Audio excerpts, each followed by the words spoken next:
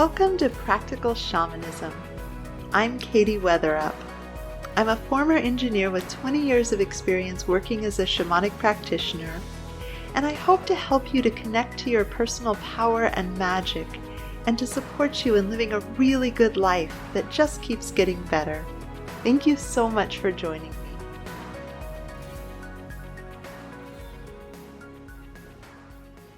One of the challenges that seems to disproportionately affect psychic and energetically sensitive people is a codependency dynamic.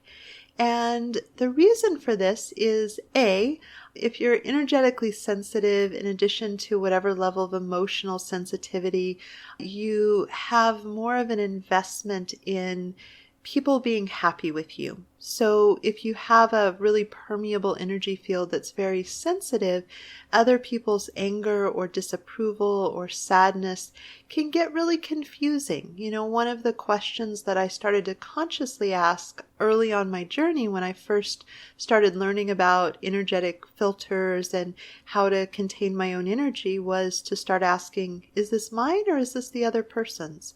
And as a 7-year-old, feeling all the emotions of my teachers and my peers at school and my parents, I literally didn't know how to ask that question. I didn't even know that it was a question. So I was just bombarded by emotionality and sensations and information that I couldn't really make sense of. And with the over-functioning side of codependency, one of the things that you're doing is trying to manage and control your circumstances by managing the reactions of people around you. And this can actually be super helpful and beneficial if you're a child who's in, say, a violent environment, or you have people who are addicts or people who are just not dealing with their emotionality very well and taking it out on the child. Learning to read the people who have absolute power over you really effectively and know how to move and get real-time feedback about warm or colder on whether you're pleasing them or not pleasing them can be super useful. It can lessen the amount of physical violence you grow up with if that's something that's a factor in your household, or lessen the amount of criticism or disapproval, which incidentally lights up a lot of the same parts of the brain as physical pain. Not the actual physical pain, but our emotional and psychological reaction to social rejection is really similar to physical pain in a lot of ways if you're a neuroscientist looking at how the brain responds.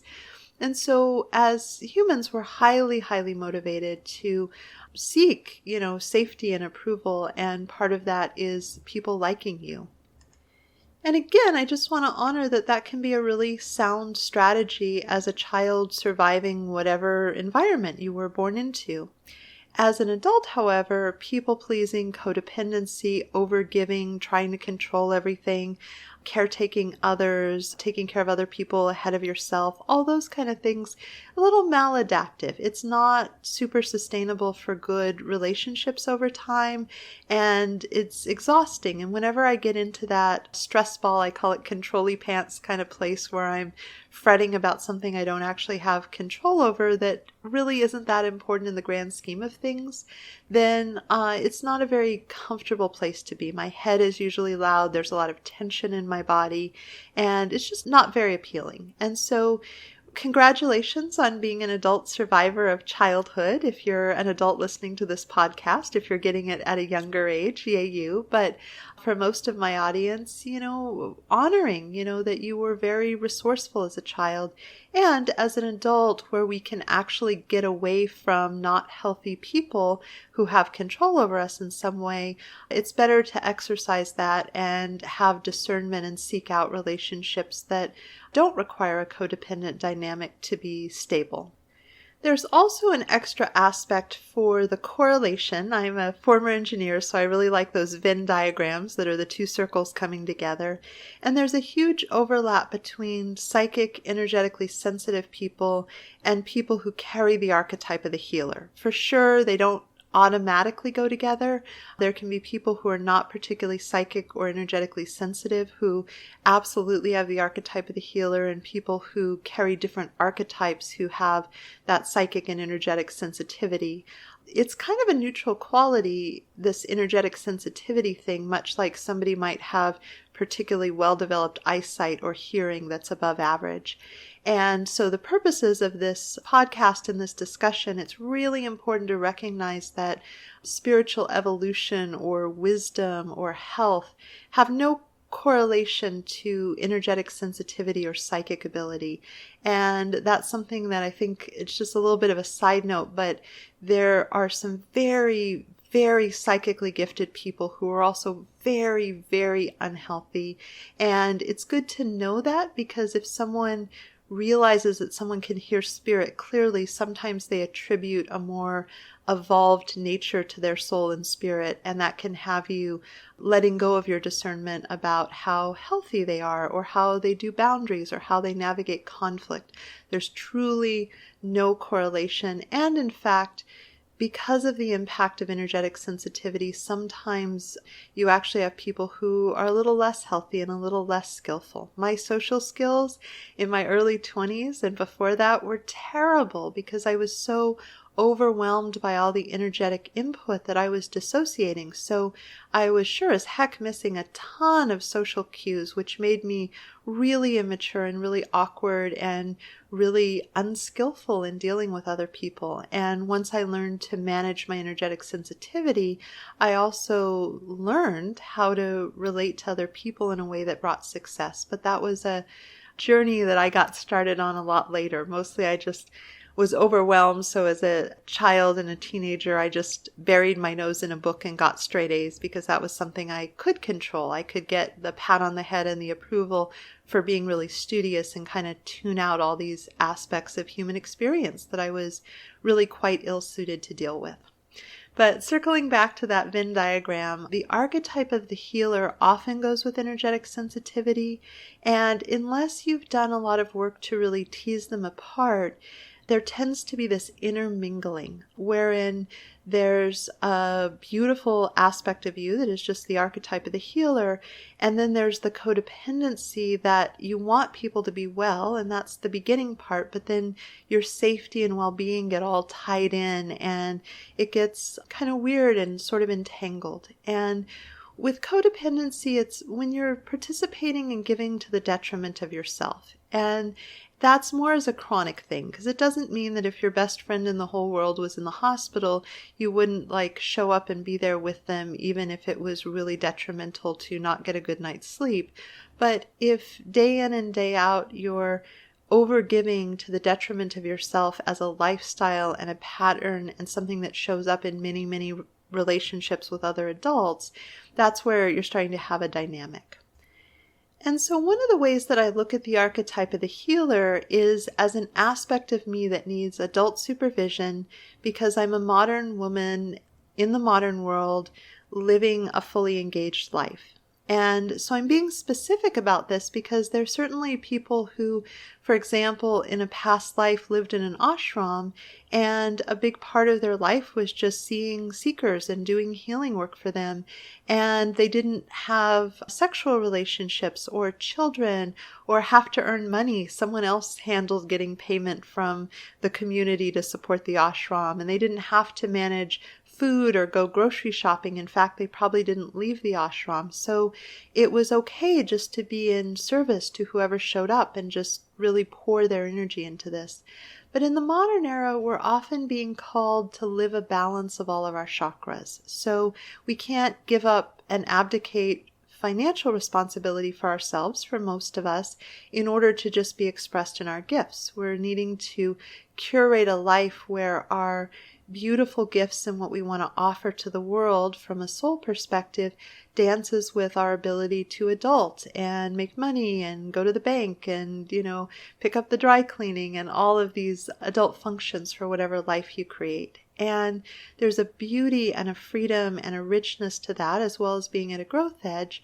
But as a result, we need to take responsibility for the archetype of the healer, because if you were in an ashram with a doorkeeper, that person would have filtered people out after hours unless it was an emergency. And it can be very hard for someone with the archetype of the healer who sees suffering, who wants to help, to also be really boundaried, to be their own gatekeeper about what energy they can afford to share and what they can't. And what I know about my archetype of the healer is it's just not interested in anything else. It doesn't care about a walk in the woods. It doesn't care about travel. It doesn't care about giggling with a friend over men that I have a crush on.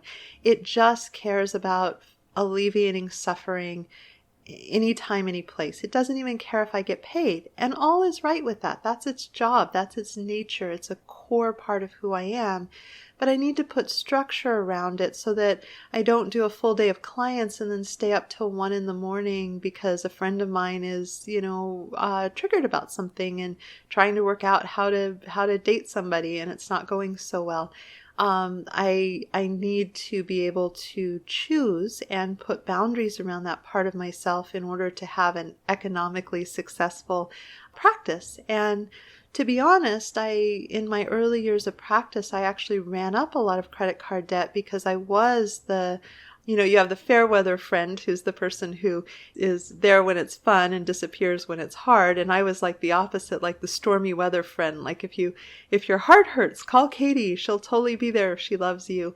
And I was so much more compelled by that than I was by other expressions that I didn't save enough energy to do the boring background work on my business. And as a result, there was a lot of economic imbalance for my not managing my energy enough and what I gifted versus what I traded for money. And one of the things that I really identified for myself was being socially awkward if I gave people some of these healing gifts of mine, if I saw them and heard them and acknowledged them and valued them, which was all really authentic. It felt really good to somebody who was hungry for that, but it wasn't the same as creating a balanced relationship. It was more like people learning that I was a really good well to go to when they needed a certain kind of water. And they weren't doing anything wrong, but you don't think about like, how do you resource the well? You just go get the water that you need. And so I had all these relationships where people were showing up to receive what I was giving, but it never crossed their mind that they would show up for me. And the most compelled people by being given these kind of gifts of time and energy and attention were really, really hungry. And when you're really starved for that kind of connection and you don't know how to fill it up for yourself, you're often too full with your own experience to have the bandwidth to pay attention to what someone else might need. And so in navigating codependency, one of the most important first steps is to really recognize how perhaps your archetype of the healer, perhaps your safety through people pleasing and getting people to like you, perhaps your childhood survival strategies of just tracking and adapting to make sure no one was mad at you, all of these things, how they might be resulting in a way that you participate that moves dynamics into codependency and sustains them in that way.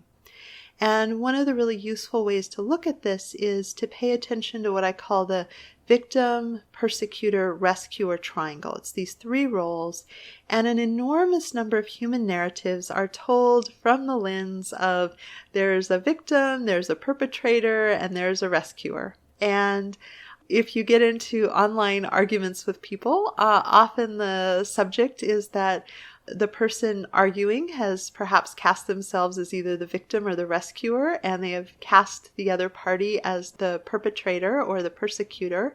And multiple people can be in deep disagreement about who the bad guys are, who is the persecutor, who's the perpetrator, who's the rescuer, who's the victim.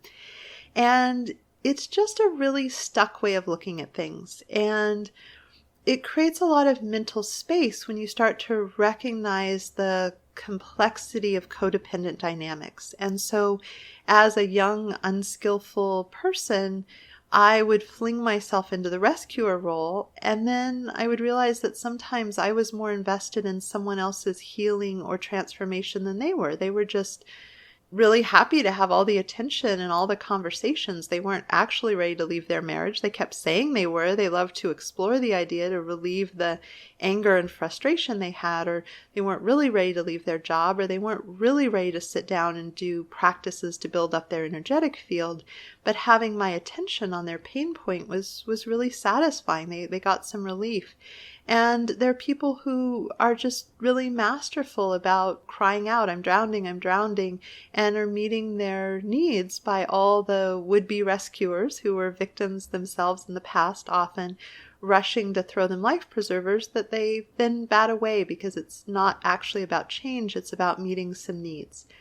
And you want to be careful with that, because one of the things that can happen when we are trying to become more boundaried as someone who's overgiven is we can really cast the people who we've overgiven to as the villain. They're narcissistic, they're selfish, they're this, they're that, they're the other thing.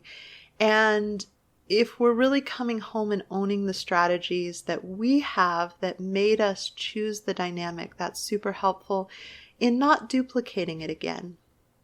And so one of the most powerful learning times, it wasn't very comfortable, but it was right on the beginning of my path. So before I did all this shamanic work, one of the first things I did was Reiki. And I was having a really hard day. I was really depleted, and I walked in off the street and got a 30-minute Reiki treatment, and I felt amazing, night and day better afterwards, because a big part of what was ailing me in my 20s was energetic leaks and energetic depletion, and I had no idea. And so I was, really, really determined after that. And I got the person's information and I started having her train me in Reiki, which she did very effectively. And there was this awakening of all my psychic abilities and all my connection, and I was starting to sort the information. And unlike some of the Wiccan ritual-based stuff that was just about messages, this was actually about healing, and healing is so my gig compared to like divination. I'm way, way, way more about the healing side of things. And so I was super, super engaged. And at the time, I didn't feel like I had a ton of money to just do many, many sessions. So I found a really good way to be useful to this person. So as I'm spending time with her and I'm paying her for her time, she's talking to me about how, it's getting really dark in her relationship and she's afraid that he could become violent, and it's really a difficult thing. And I didn't have a lot of spare cash to give her, but I had this big house that I owned with my partner. So I moved her in thinking this would make me important and special and give me a line of access. And in return, of course, she would do Reiki for me, and I would have this connection to my guides that I really, really longed for. And so I did, and she was very happy to come, and the upshot was I spent a lot of time listening to her problems and caretaking her and giving her money on top of the free place to stay, and she did a little bit of Reiki on me, but mostly it was, about me caretaking her. And over time, I got to see how psychologically ill she was and how entitled, she really felt like her considerable psychic gifts made her important and special, so she certainly shouldn't help out around the house, which was kind of a bummer because my boyfriend at the time and I were both working full-time jobs, and it would have been nice if she'd pulled a few weeds for us, made life a little easier. She wasn't particularly into that. And so eventually, she was very, very good at finding people to give her a free place to stay. So at the point that I had decided that I was going to give her notice, and I didn't care if I had to drive her down to the Salvation Army or the homeless shelter, she'd found another place to stay. And as it emerged, it turned out that the boyfriend that she was with was not necessarily particularly inclined toward violence. He was just getting kind of grumpy because he wasn't getting sex or help around the house, and he was fully supporting her, and he just wasn't too happy with that. And so happily for me, in terms of not having a really terrible ending, she was extremely adept at finding the next people to rescue her from the terrible situation, which I was then the terrible situation if things were getting really dark and terrible. But I learned so much. I learned about it not being a good match for me to bring people home. I could work with them out in the world, but having them in my personal space was very, very disruptive.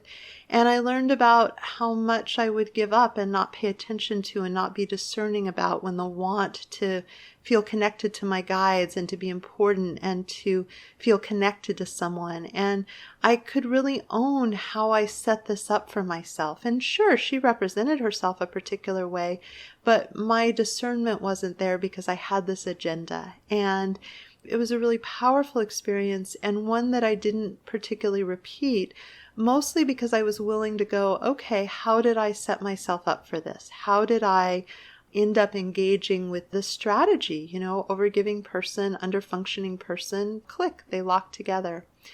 And if you're on the under-functioning side of codependency, I want to acknowledge that as well. I think that can feel really painful and vulnerable, and that energetic sensitivity and the extra things that you're processing in the world really do act like a disability. So how much it costs someone without proper filters or shields to be in a work environment overstimulated by people all day is a lot greater than what it would be for someone who has a normal level of sensitivity to energy. So that really trying hard and being strategic about finding ways that other people can support you if you don't have a really aligned way of doing that is something that can also come up. How can I please them and make them like me so that they'll take care of me and I won't have to be bombarded by all this information? And if either of these feel like they apply to you, I have a couple of courses. I have the Energy Body Illumination that is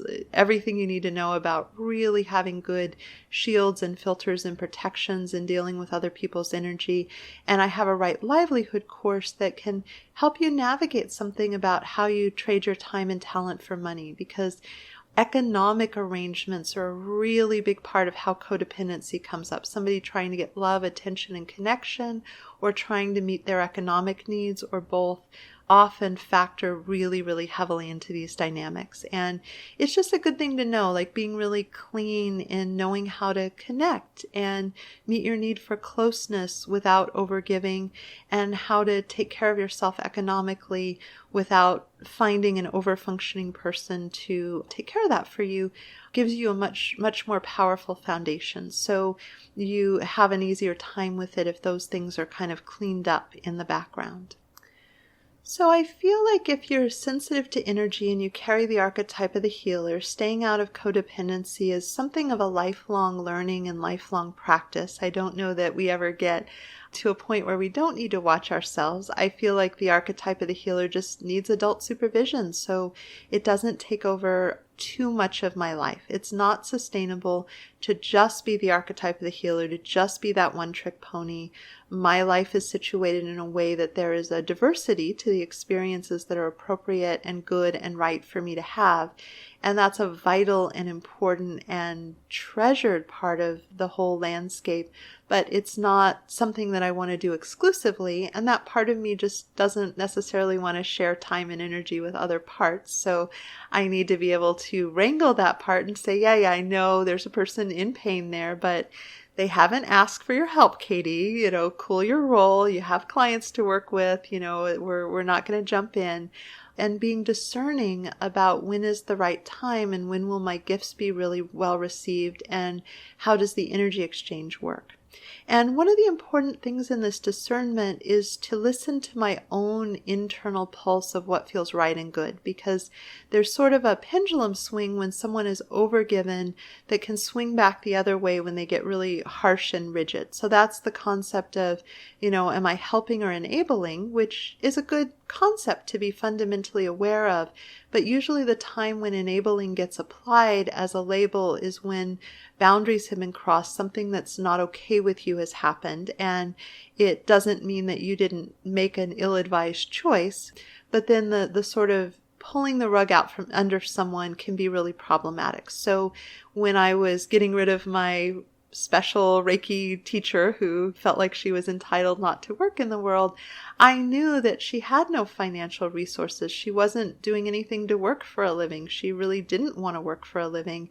And so I gave her an interval of time to get herself moved out, even though I was really over it, because I knew that I had invited her to be dependent. And throwing her out the next day, in addition to I don't think it's legal. I don't think you're legally allowed to do that. It didn't feel like it was the right approach. And so the sooner you catch it, the more grace and collaboration and problem solving you have. But there's just a mindset of not going into deciding what's enabling and what's appropriate help, but coming home to yourself for what feels aligned. What am I a yes to? What am I willing to share?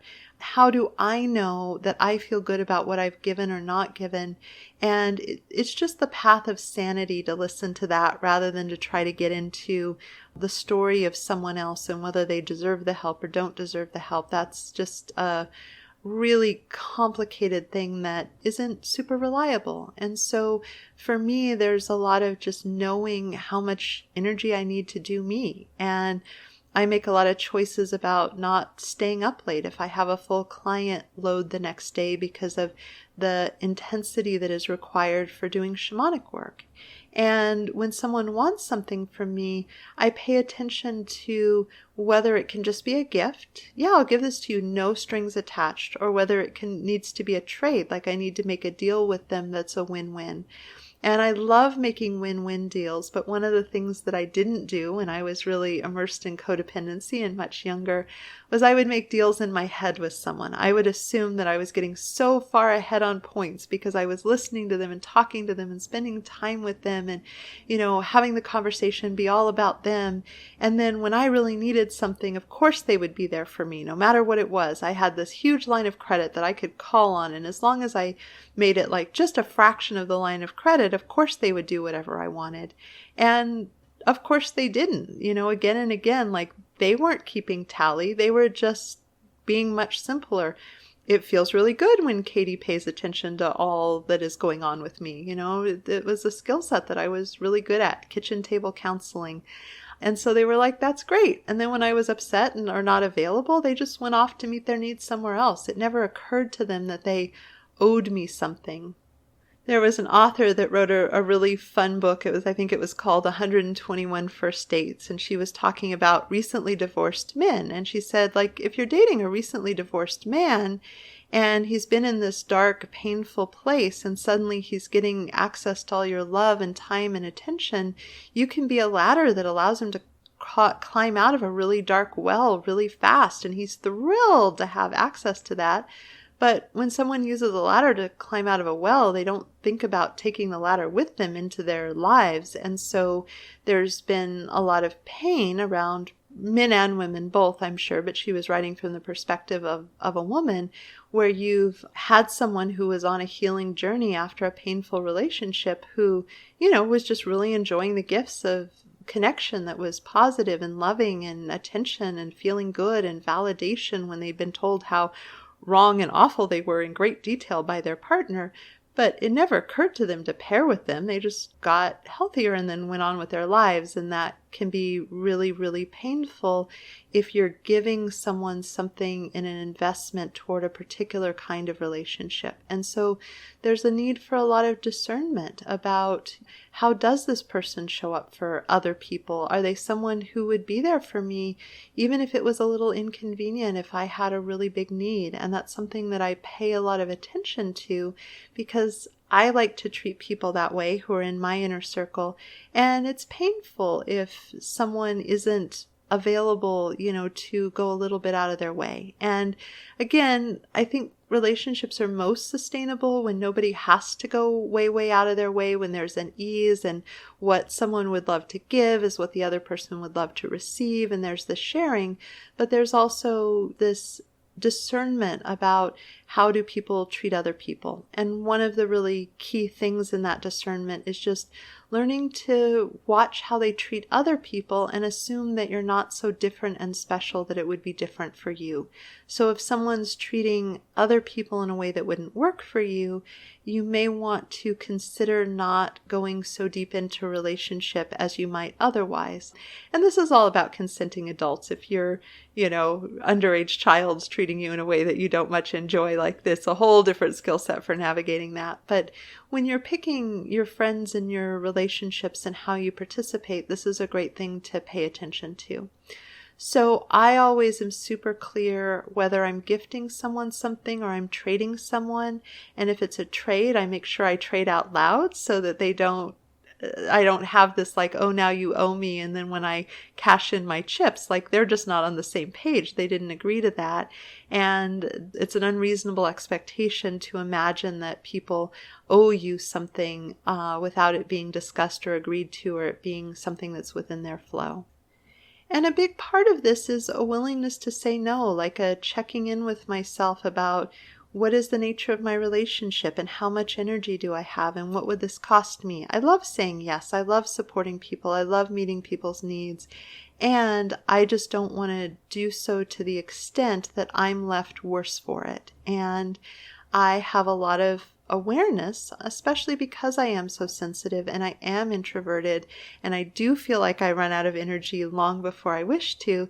So I'm very careful with my energy budget and my energy exchanges with people in order to make sure that I don't overgive and therefore deplete myself, because it's a lot harder to go through the world depleted. And one of the things that people who've gotten into a strategy of overgiving, like their childhood strategy of people pleasing and overgiving and over-accommodating, maybe it wasn't safe to have boundaries. You know, if you said no to mom or dad, you might get smacked or punished or made fun of or put down or whatever it was. Like, you know, if you want to make sure you get along with people, not being particularly boundaried in the short term works really well. In the long term, eventually it blows up because you get angrier and angrier, and the part of you that's saying this isn't okay with you gets louder and louder until it's overwhelming, and then communication that is sort of exploded out of you about what isn't okay with you seldom goes gracefully or elegantly. So if you're able to speak into something when it's a minor issue, you have much more chance of it going successfully. But when people are really, really employing that strategy, they can be really depleted, and we're seldom the best versions of ourselves when we're depleted and when we feel like we can't say no. And I have a couple of tricks for that. One of them is I like to vision the person that I've gotten a little over-invested in being handed to their guides for care. Because as a human, I have to sleep and eat and go to the grocery store and do things to earn a living. I cannot devote myself 24/7 to the care of another adult that is of soundish mind and out in the world. And so their guides can be there for them 24/7. So I'm like, oh yeah, these are the right beings to be really, really holding this person. I also like the mantra of ally, not accountable, when I'm dealing again with functional adults. I'm your ally. I will be your ally. I will be here with you. I will sit next to you. I will be participatory in your life. But unless I have the authority to decide for you and override your free will, I cannot possibly be accountable. So, at the point that you're calling, 911 to have somebody taken away because they're a danger to themselves and others, yeah, you might have a measure of accountability, but still, once the ambulance takes them away or whatever, those people are accountable for keeping them safe and alive. And wow, that is tough work. Kudos to anyone who's providing psychiatric care for adults who are, really, really in an acute place.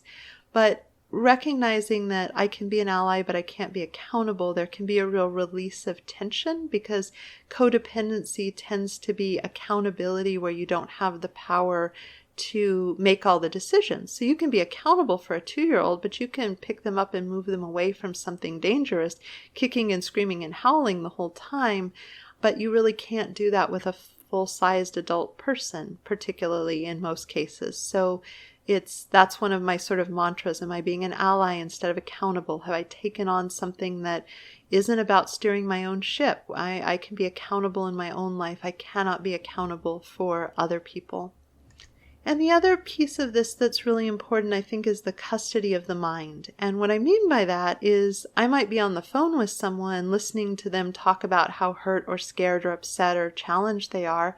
And that's great if I gift them the time. But if I'm fretting about it after I hang up the phone, that's just an energy leak. It doesn't help them at all that I'm contemplating how they're doing. Sure, if I have permission to send them energy, and I do, that takes a little bit of time.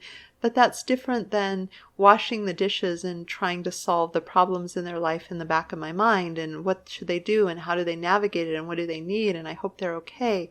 Like, that will cost me a ton of energy without having any appreciable benefit for them. And so for me, another piece of this is the custody of the mind. Can I come home to myself and let go of them afterwards? And one of the ways to work with this, if your mind's gotten really loud about worrying about the well-being of someone, is to give yourself an essay assignment, much like we used to have when we were, in third grade or whatever. What did you do with your summer vacation? In this case, it's what is the evidence that so-and-so is resourceful and capable? Because when we're caretaking someone or overgiving, we've gotten into the narrative, they're incapable, they can't function, they need help, I need to rescue them. And likewise, if you're in the under-functioning side of codependency, I'm helpless, I need to be saved, I can't do this. The same essay assignment. What is the evidence that I'm resourceful? When have I been capable? When have I solved problems really well?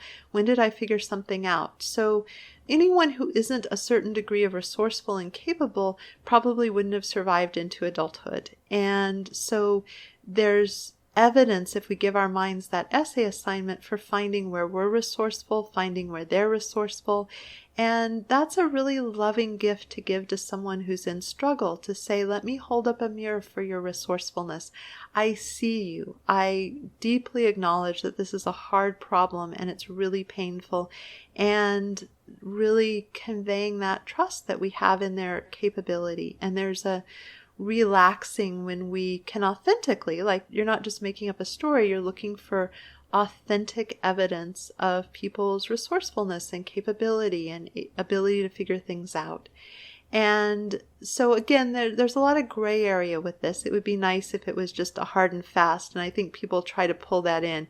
It's an addiction, you're enabling them if you help them out in any way, and that doesn't feel particularly good. You may be like, yeah, they're really struggling and it feels good for me to help them out with rent because then they have a safe place to work out their relationship to addiction. And I would rather their physical safety be more assured while they figure this thing out. And they can't come into my house because they'd steal my stuff. But I'm willing to pay some money directly to their landlord in service to them having a place to stay, if that's something that's within your budget. There's just the clarity of what feels good to me about what I give. And whenever we start swinging into all or nothing pendulum swings or rules or structures, it's sort of a substitute for a really organic relationship to what's my truth, what feels right, what am I available for, what am I not available for.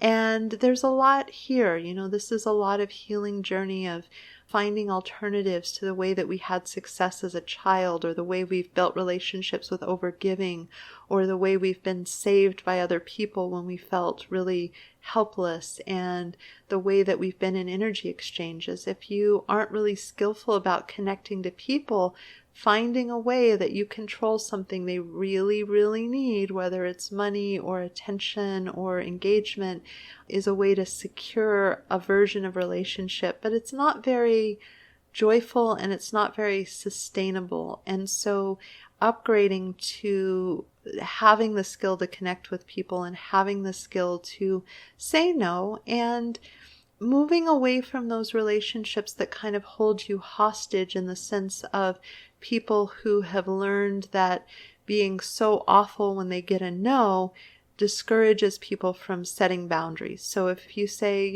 I'm so sorry, I need to get going, and they want to tell the story of how awful their ex is a seventh time, and you're really over it, or you say, I'd really love to talk to you about something else, and they, punish you and cut connection and scream at you and everything else, that strategy in the short term keeps people from setting boundaries, but in the long term tends to make people eventually decide that it's worth it to just end the relationship. And I think we have a lot more success when we can recalibrate and course correct without blowing up the connection altogether. And so seeking to be the person who's capable of doing that, and to cultivate relationships with people who are capable of doing that, is a very relevant skill set to have. And it's like 10 times more needed if you're energetically sensitive, because there's this ability to feel warmer, colder. Am I pleasing them? Am I not pleasing them?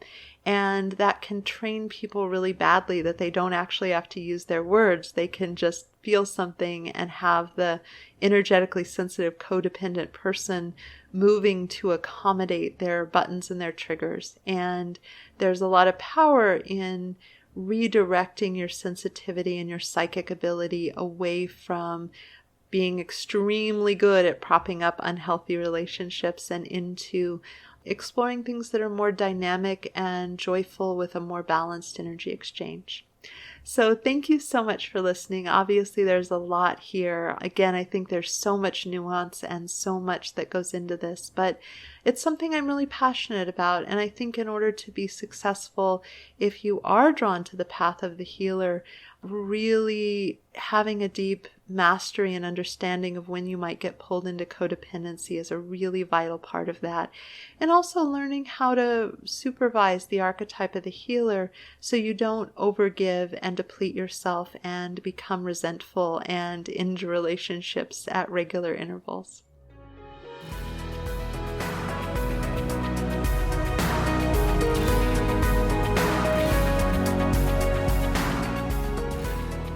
Thank you so much for joining me.